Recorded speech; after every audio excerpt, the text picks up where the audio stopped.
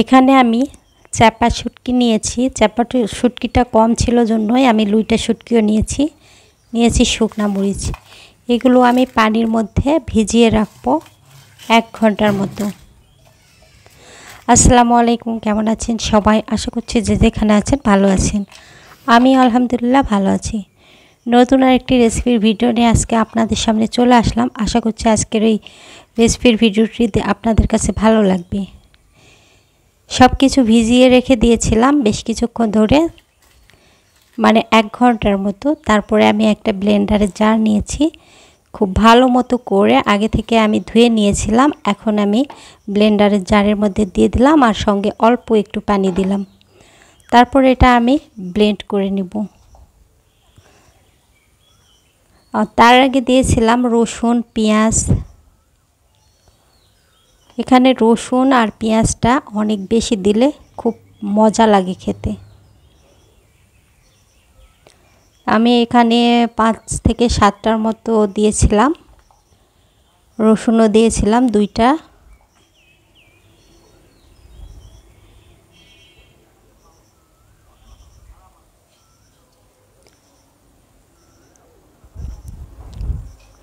এখন আমি ব্লেন্ড করে নেব। আজকে আমার এই রেসিপির ভিডিওটি দেখে যদি কোনো কারণে কারো ভালো লেগে যায় তবে প্লিজ আমার পেজটিতে লাইক ফলো দিবেন, আর চ্যানেলে নতুন হয়ে থাকলে চ্যানেলটি সাবস্ক্রাইব করে নেবেন।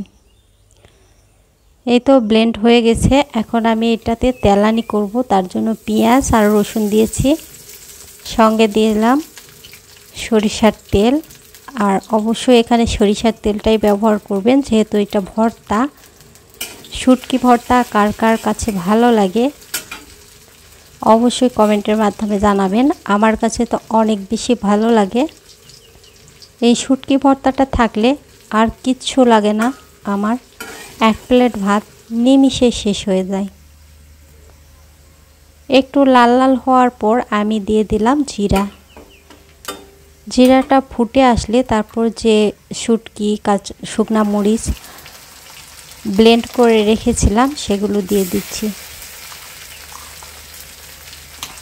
দিয়ে এটা ভালো মতো করে কষিয়ে নিতে হবে। আর এটা যত পরিমাণে কষাবো তত খেতে অনেক বেশি মজার হবে। কষাতে কষাতে দেখা গেল এক সময় তেল বের হয়ে আসবে, তখনই বুঝতে হবে যে হয়ে গেছে শুটকিটা।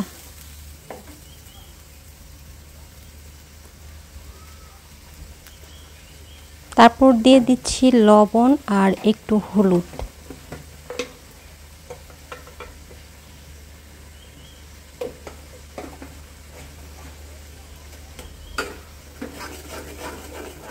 দিয়ে এখন আমি কষিয়ে নিচ্ছি।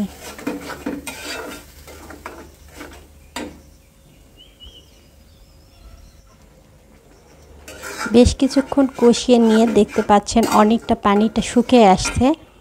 এখন আমি দিব পেঁয়াজ, টুকরো টুকরো করে কাটা। এই পেঁয়াজটা দিলে কিন্তু খেতে অনেক বেশি ভালো লাগে, একটু গোটা গোটা থাকে এই কারণে।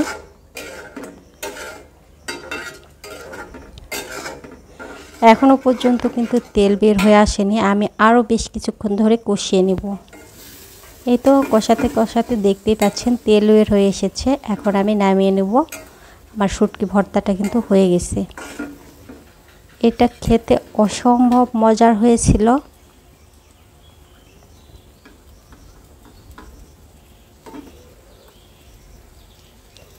তারপর একটা প্লেটে উঠিয়ে নিলাম, আর দেখতেই পাচ্ছেন কতটা লোভনীয় হয়েছে। আজকের ভিডিওটা আমি এখানে শেষ করতেছি।